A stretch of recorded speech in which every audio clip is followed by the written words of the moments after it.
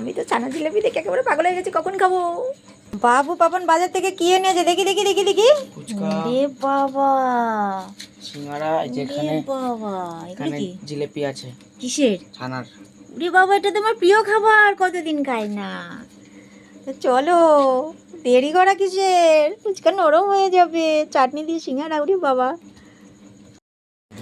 মানে চা দিয়ে বিস্কুট দিয়ে সিঙ্গারা দিয়ে খাচ্ছে, জিভে জল এসে গেছে, দেরি করতে পারছি না, তাড়াতাড়ি তাড়াতাড়ি।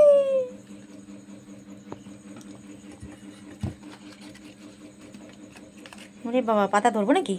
আমি ধরছি পাতা।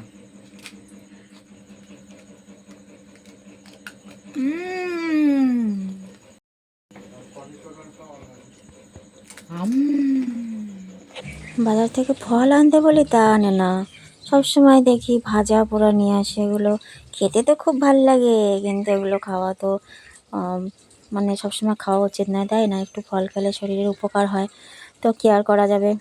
সন্ধেবেলা একটু মুখরোচক জিনিস খেতে খুবই ভাল লাগে, সেই জন্য নিয়ে আসে।